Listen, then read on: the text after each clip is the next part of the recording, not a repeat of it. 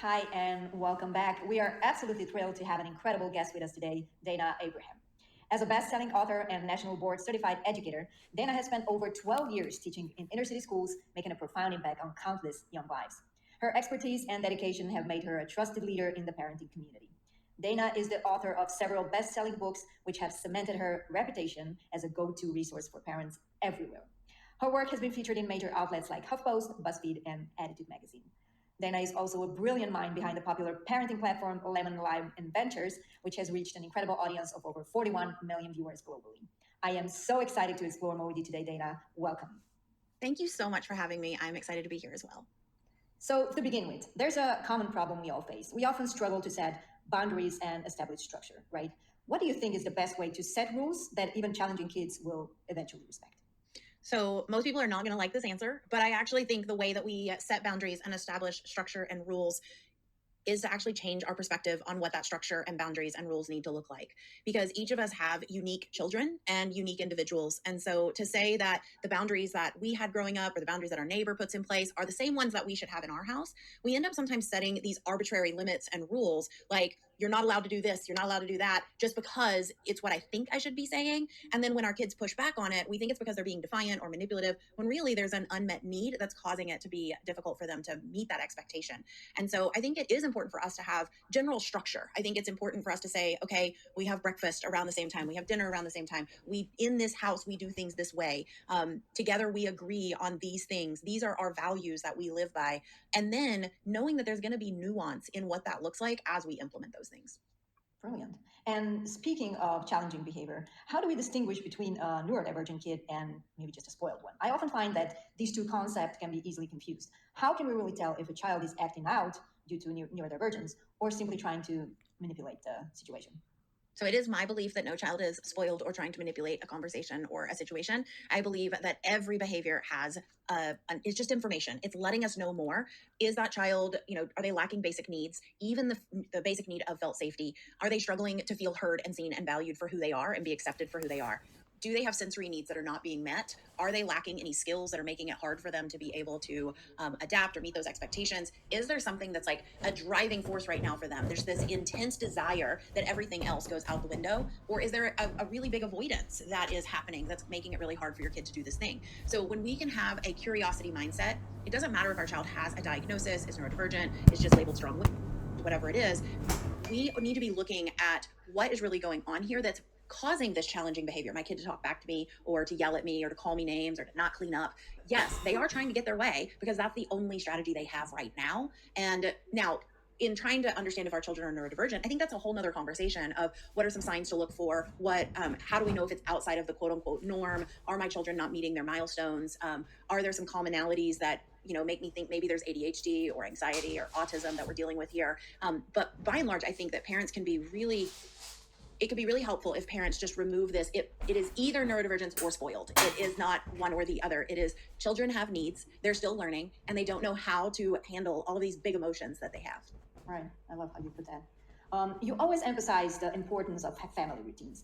Even though it can feel like a lot of work to get organized, why is it so important and how does it positively impact the kids? So one of the things I talk about a lot are systems, routines, and plans that we create with our children that work with our brain and with their brain. So what that means is, let's say morning routine, getting out the door in the morning. That might be something that is causing a lot of stress. It might be causing a lot of break in the relationship. It might be causing them to feel self-doubt or shame about themselves. It might even be causing us to get triggered and yell and scream at our kids. So we really want to look at what is the most stressful situation of our day. Let's pick one of those and let's figure out, just like I was saying before, what are the needs that aren't being met? What are the skills that our children don't have to accomplish this thing that we want them to do? And so if we can break down that morning routine into a structured, okay, what's going to work best for us? How, should we do getting dressed before we eat breakfast, or should we eat breakfast and then get dressed? And it's going to take experimenting and it's going to take nuance to get to where we want to be. But the more that we can help our kids and allow our kids to be a part of that process, the more that they're learning how they work and what works best for them, and they can be more independent as well. Just step away and take another look at it from a different perspective. But let's be honest, everyday routines can get tiring and boring, especially for kids with ADHD who crave constant excitement. How do we strike a balance in that? I think that's a fantastic question. As an ADHD adult, I thrive with my routines, but I don't thrive when someone else gives me a routine. So it goes back to really figuring out what works for me. For me, what I have learned works over time is I've realized that I really need to have triggering activities. So for me, when I first get up, I have an activity I have to do first thing in the morning. It sounds a little weird, so I'm not gonna talk about it, but there's one little routine I have to do first. If I don't do that, I find that my whole day gets off. So if I do that one thing, then I go downstairs, I make my water, put my lemon juice in it. If I don't have that glass of water in the morning, I will not fill my water bottle and I won't have water the rest of the day. Like there's these small little activities that can trigger the rest of the day. And that allows me to have so much freedom and creativity once my day starts going. And so some of the ways that I vary my routine is I have a smoothie every single day, Monday through Friday. That way I don't have decision fatigue. However, I have a different smoothie on Monday, Tuesday, Wednesday, and then I repeat them Thursday, then Friday. So I have like a little, these are the 3 I'm gonna use this week, and then I rotate through them so that I can have some variation.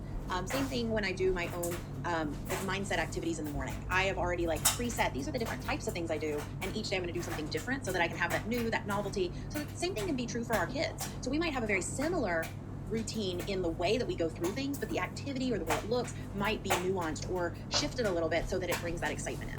And it's not mundane throughout the week. That's brilliant. Kids with ADHD may struggle with executive functions. And when emotions get involved, they might not be able to follow our instructions or get through their daily routines. What can we do to help them do better? That's a fantastic question, because executive functioning, for people that don't know, is basically our body's operating system. So it's how we do what we do throughout the day. Kids' executive functioning skills don't fully develop well into their 20s. And so when we're looking at a 3-year-old, a 5-year-old, even a 15-year-old, a typically developing child will struggle with executive functions.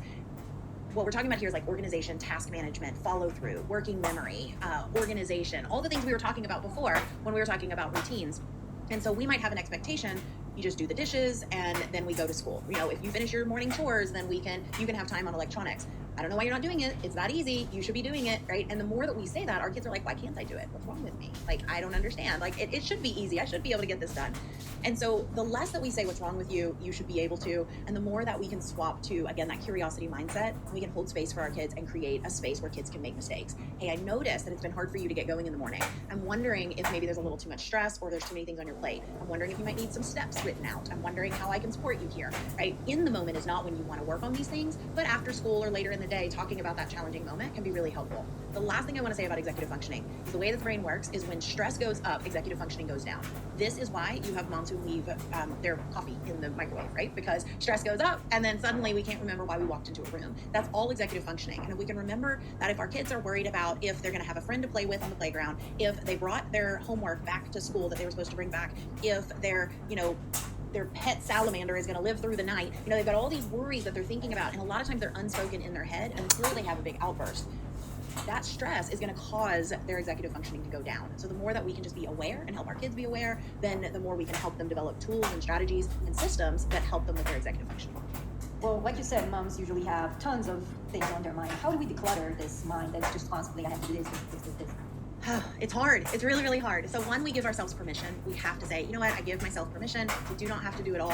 I'll always say, something I like to say is that is not a today problem. And so I put it over in the parking lot. And it's like, what? If I could only get one thing done today and call it a good day, what would it be? So in my book, Home to Chaos, I talk through something called a 5-minute energy plan. And the very first step is to shift and prioritize. And the prioritize piece is like, there's lots of ways we can prioritize, but one is to do a brain dump. So just like literally putting everything out on paper. It's not a to-do list. I think of it like clearing out the junk drawer in your kitchen. You're just putting everything out on the kitchen counter and you're like, what have I got to work with? And you're like, oh, there's a gum wrapper over here. Don't need that. I'm going to throw that away.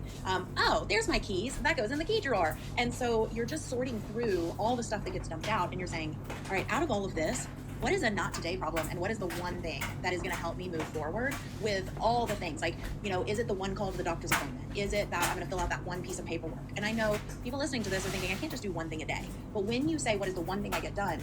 You do that one thing and then you're like, oh, I have extra time. Okay, if I could do one more thing, what would I do? You go back to that list and you go, what else on here is important? And then you can start looking at it that way, one step at a time, instead of trying to do it all or fix it all. Love programs. What should parents do when routines are being ignored on purpose? Like, for example, if we ask them to focus on their homework, but they'll throw a tantrum because they want to play video games or something. How do we handle that? Okay. So again, it all starts with a mindset shift. And so when we are using words like on purpose or manipulative, or they're just doing this to get their way, we will enter a situation upset, frustrated. We are going to show up with less empathy, less compassion. So we need to switch that from doing this on purpose to if they could, they would. If they could do this routine without fighting me, they would. but they're not. So what else is going on? If I can't blame respect, if I can't blame Keep or an eye on the disrespect, if I rain, can't blame just in case if it I can't starts blame raining. Are manipulation, the if I can't blame, pebbles you know, up? that they're just a moody teenager, what is it? Hot Why enough? are they struggling to follow through on this routine? Yes, No, I'm they're doing just in the case it electronics. Those does. are fun.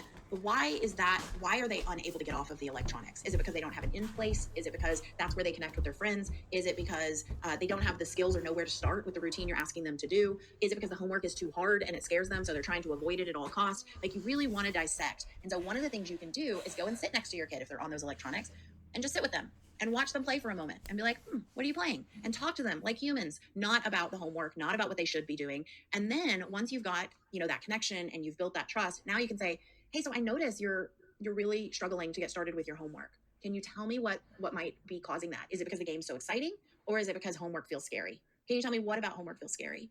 Oh, okay. You're not sure. It seems like too much. You don't know where to start. All right. Would you like my help breaking it down? All right, let's go break it down. Let's do one small chunk. And then how about let's come back and play a game together? How's that sound? Right. So now you're approaching it from, I'm not telling you that you're bad by doing electronics. I'm not blaming you or shaming you. I'm saying, hey, let's figure this out together. Something's obviously going on. Like, how many of us as adults have not taken out the trash or not done laundry or not done the dishes because we're like, oh my gosh, that task is so big or so frustrating. Like, I am going to sit on this couch and I'm going to watch Netflix, right? Like, how many of us have done that? And our kids are just they don't have the skills to realize, oh, you know what? I just have to stop. I have to get up. I have to go do the thing. I really like that.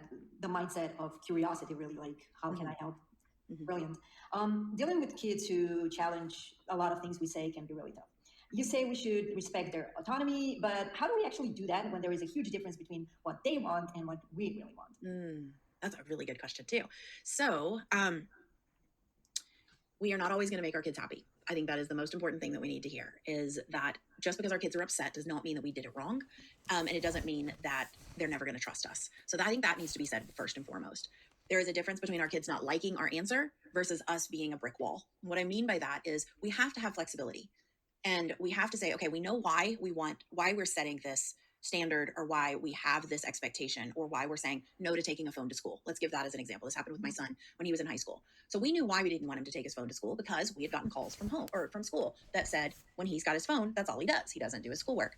And so we said, it looks like you don't have the skill of keeping your phone in your backpack while you're there. It's too easy to pull it out and to be on your phone instead of paying attention in class. So let's keep the phone at home. And for the most part, he agreed with that. But there came this time where he's like, I really want to take my phone to school. And I was like, I really think this is a bad idea. Here are my concerns. Here's why I think this is a bad idea. And he's like, I hear your concerns, and here is why I really want to take, to school.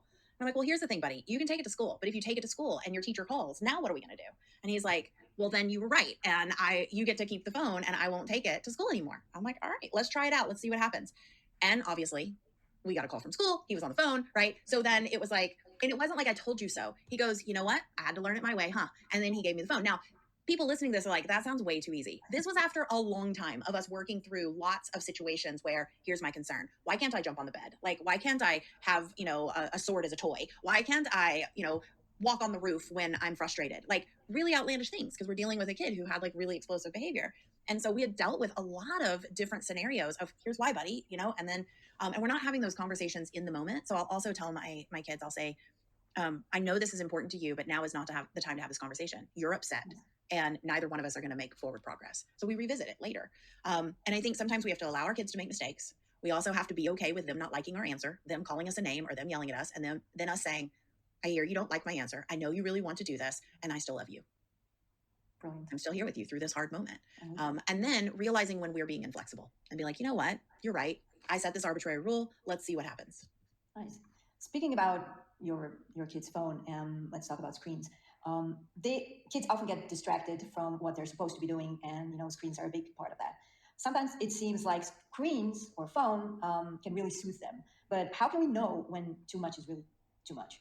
I think that's a really, really interesting question, because it's going to be so nuanced between each kid. I have one child who could be on electronics throughout the entire day and it won't affect her. She's able to get on, play her game. She's able to get on a FaceTime with her friends and talk. It's how she connects with other people. It's where she learns. She's taught herself how to draw. She's taught herself how to create these bracelets, where she created a business. And then we went to a craft fair and she sold her bracelets. I mean, and she wouldn't have done any of that without electronics. So you've got that kid. And then you've got the other one who he could play, if he was playing video, this is younger, but if he played video games for very long, it would turn out that there would be big aggression on the other end of it, or he played certain types of games. And so I think it goes back to that relationship piece that we have, and that curiosity mindset of saying, hey, I notice when you play this game, you're really upset afterwards. I notice when you're on your phone for longer than this amount of time that you like have a low tone, a low mood, like you feel really down. How does it feel when you're watching YouTube videos? How does it help you when you're playing this game? Like, what are you getting out of it? So, like, having those conversations and helping our kids become more aware of how their screens are helping them or hindering them, instead of just saying, get off screens, they're not helpful. Right. Your screens are distracting you. And I'll just say, I can speak as an ADHD adult. I have a very bad habit. When I am having a conversation with someone and I'm having to listen to someone else speak, this is going to sound so bad. Other people never talk fast enough. And so, like when I listen to audiobooks, I put them on 1.5 speed, sometimes 2x. I cannot listen to an audiobook at a slower speed. When I am listening to someone and I'm having a conversation, especially if it's a hard conversation, if I'm like having to listen for details, I am known to pull up my phone and start scrolling. And I'm not scrolling out of disrespect, and I'm not scrolling to find other things to pay attention to. I need something to do with my hands. And so sometimes, like, it's a bad habit. So I've tried pulling other things in that I can do with my hands. And so when I'm listening in meetings, I'll doodle and I'll make notes and draw. And that has helped me. But your kid might not have those tools yet. So they might be drawn to their phone, or they might be looking down because eye contact might be really difficult in a hard conversation. So it's about figuring out, how are they using the screens? When are they using the screens? And how can we have conversations around what is working and what isn't? Beautiful, Dana. Do you believe there's any truth to the claim that electronics actually can cause ADHD or worsen its symptoms? Okay, I do not believe that electronics cause ADHD. It is a difference in neurobiology. I do not believe that. I was listening to a book the other day by the Holderness family, and he says, if someone put a button in front of me that said your ADHD is gone, when you press this button, he's like, I wouldn't press it. And I agree. I would not press that button at this point in my life, and nor do I think that anything caused it. Now, the troubling thing about ADHD, and Jessica McCabe of How to ADHD talks about this really well. She says that the symptoms of ADHD are things that every human deals with at some point, at some level. And so it makes it hard for other people who don't have ADHD and have it at the extreme levels and have that struggle at a higher level. To understand, oh, this isn't just a human thing. It is like your brain works differently. You think differently, you operate differently. And so some of the things that ADHDers can struggle with, executive functioning skills or emotional regulation or getting hyper focused, or, I love this idea that it's not a distraction, but it's an abundance of attention. And so you're moving attention from one place to another because you're just like, ooh, look at all this stuff that's happening. You're soaking in everything around you. And so when, I said earlier, when stress goes up, executive functioning goes down. Many of the symptoms of trauma can look a lot like some of the things, like the traits of ADHD. And so if a child is using screens and it stresses them out, could it cause them to be less organized? Yes. If a child is using games and it is like traumatizing them because they're seeing things, hearing things, doing things that they're like, whoa, that can cause them to dissociate. That can cause them to hyper focus. Like, right. It can like make the symptoms seem worse, but it's definitely not causing the ADHD. Right. Great answer. In your experience, how can we effectively use the screens to simplify our lives? What is your go-to method that you use with your 3 neurodivergent children? So my very first method is that it's not a fight for us. We use screens as another tool, as another avenue for connection. My oldest really struggles to connect with humans face to face. He struggled with social interactions his entire life. But once he got old enough and could do Minecraft or Fortnite or these interactive games where he could meet people online, it opened up his world. And he now has other people that he's met that, his best friend now happens to be, autistic, ADHD, struggles with sensory processing, is the oldest of 3 kids and has a mom that's in education and a dad that's in technology. And I'm like, how did this happen? Right. So that never would have happened without screens. And so my first one is just, I don't make screens the enemy. That's my very first tool. Is screens aren't the enemy. They are a tool. And just like every tool we have in our house, we figure out what works and what doesn't. Another one is, I do think that screens can be really effective for using to learn, right? Especially if you've got an ADHD kiddo who has a hyper focus on something, teaching them how to use the internet as a tool of, here's how to find out more about this topic. Here's how to go down the rabbit hole. Here's how to learn more. We went to Phoenix and my middle son was like, can we go to the Phoenix Zoo? And I was like, sure. And he was like, it's the largest zoo per like square feet or whatever he said. He was like, it's the largest zoo and has the most species, 3,000 species. I'm like, where did you figure this out? He's like, the internet. So he takes that hyper focus and he learns and he learns and he learns and he learns about it. So that's number 2, is teaching kids how to use the tool for their hyper focus or their attention. And then I would say 3 is probably just helping kids understand how it makes them feel, right? Is like, oh, do we need a break here? how does this affect your mood, those sorts of things. And so we do set up like safety precautions, like let's turn off the electronics at this time, let's take breaks at this time, but we do that with our kids to help them with screens. Amazing. Well, we've covered a lot about the ADHD approach, but let's now focus on the calm the chaos methodology.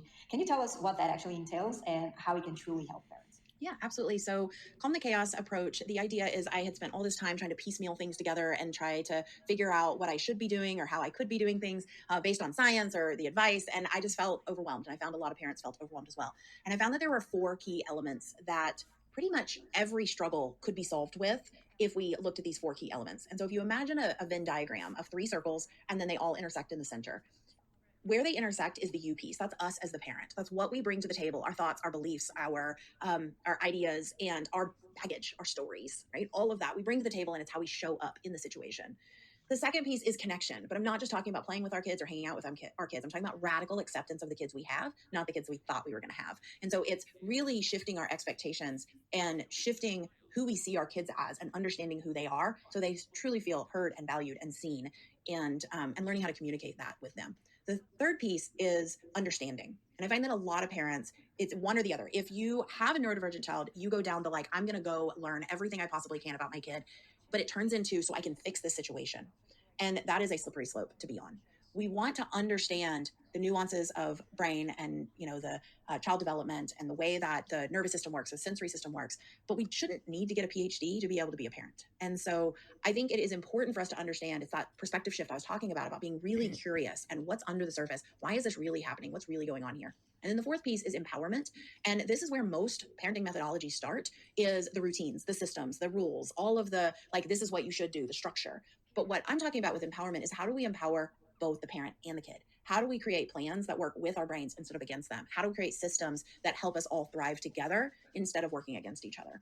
And so with Calm the Chaos, what I found is you don't have to have every bit of those four elements working perfectly. You can have just a sprinkle of each and it still will help you. You can deal with, your kids talking back or refusing to go to school. You can deal with your own overwhelm or stress. You can deal with an argument with your partner just by thinking through, okay, how can I shift my thoughts and how I show up? How can I accept him or her for who they are? What else is going on here? What information do I need that I don't know yet? And how can we create a plan that works for both of us? And so what has really helped in our programs of Calm the Chaos is that there's not only do we have this framework that I just shared, but we also have a roadmap.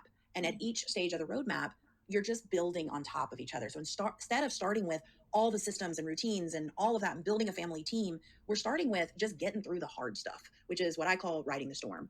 And I also like to call it like your plan until you have a plan that works. So when you're riding the storm, that you piece is just you being able to anchor yourself.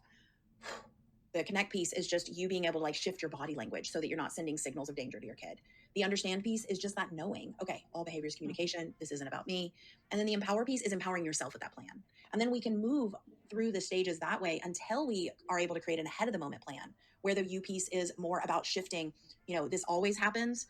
Instead of it being this always happens, it could be something like, man, when they're stressed out, they yell a lot. They need my help, right? So you're starting to progress or evolve in the way you're using those four elements as you create different plans with your family. Beautifully put. Can you maybe share the most memorable life-changing testimonial from a parent who completely transformed their life after using your Calm the Chaos framework? You can't see it right now, but I'm sitting in an office where my wall over here is full of pictures that look like this. Oh, nice. So these are our Calm the Chaos families, and we're always adding to them. And the wall is getting pretty full at this point. So I can't tell you just one story because there are unbelievable amounts of stories. Just yesterday, I was on a call with our like highest level coaching program and a lady that just joined. She said we were doing strategic planning and thinking back on the last year to this year. And so it was like, okay, think back to where you were a year ago in July. Where were you? What were you doing? And she goes, oh, that's easy. I had one goal, not to end up in prison and for my child to not end up in the hospital. And she's sitting on a call in a car with her kid, laughing, smiling. She's like, I never thought it was possible to have a happy, connected family. I never thought I would have time for myself. I never thought that I would be able to not have to go a day without fights and arguments. And in 1 year's time, I'm a radically different person and my family is radically changed. Like that happens more times than I can even talk, like all the stories on here. And it's because of it's the framework is a human framework. It's how we as humans need to be compassionate, empathetic, understanding, and accepting of others and take it one step at a time instead of trying to do it all, fix it all, change it all. That's so inspiring. Thanks for sharing that. You're welcome. After working with families for decades, what would you say is the most notable change in how parents approach neurodiverse children? Are we seeing a positive shift in parenting children with ADHD? I think we are. I would say in the last couple of years, I would say that we are seeing a huge shift in just the awareness. When I first started, and I'll be honest, when I first started online, I was doing crafts and I was doing science experiments, and I wasn't really helping families. I was in the trenches myself. And so every once in a while I'd share about what was going on in my own family. But when I started doing work with other parents, a lot of it was around, how do I deal with this one behavior? How do I get my kid to listen? How do I get my kid to do this thing? It was very much around that, instead of how do I show up and be the best parent I can for my kid? How do I accept my kid for who they are? How do I help my kid navigate the world they're in? And how do I help my kid love themselves for who they are? And those are the types of questions I'm getting more and more and more. And I think it's just the awareness that there's ADHD and autism and sensory processing and anxiety and all the other, areas of neurodiversity that are helping parents realize, wait a second, this isn't a bad thing. This isn't something to fix. This is something to understand. This is something to accept. And then we need to create tools and strategies that work for our unique family. Gorgeous. Okay, now real fast. What's your best parenting advice in less than 60 seconds? I know it's a tricky one. You do not have to get this perfect. There's research that says that you can get parenting 69% right. That's a D student, friend. So you do not have to get this right. Let that go. And just every time you make a mistake, just kiss your brain. Thanks, brain, for reminding me I'm human. Brilliant. Why do you think this summit is a must attend for parents of kids with ADHD? I think that when you are able to go to a summit, hearing from people who have been there, who've lived it, who've breathed it, who've helped other parents, you're able to realize you are not alone in this world. What feels isolating, what feels like something you might be the only one dealing with, when you come to a summit like this, you realize, wait a second, there's a whole world out there of people that have kids like mine, and that means my kid's gonna be okay. That's reassuring. What's the worst thing parents can really say to their kid with ADHD?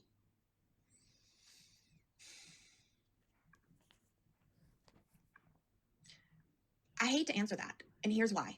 Because I believe every parent is doing the best they can with what they've been given. So I think we all are going to say things at times that are absolutely cringeworthy. And I think that I've said things that are awful, and things come to mind to me that's like, ooh, why would you say that? But you're doing the best you can. And so I think I'm having a hard time answering that, because I don't want to place more judgment on someone without knowing their whole story. That's a brilliant, brilliant answer. What was your biggest aha moment in parenting? I feel like I still have them today. I think the timing aspect, and okay, I know how I want to answer this. So I used to think I was the world's best parent because my first kid was potty trained in like 18 months. He took off his diaper. He's like, no more diapers. Come to find out, that kid hates water. Had nothing to do with me and my parenting. I have another kid who would save every penny you ever give her. She's got like $400 or $500 in her bank account. My other two kids, as soon as they get money, boom, gone. I thought I was the worst parent when it came to that. All of our kids are incredibly unique. And I think sometimes we place so much judgment on if we're doing a good job or a bad job based on the results we're getting from one kid. And I now have worked with thousands and thousands and thousands of parents around the world.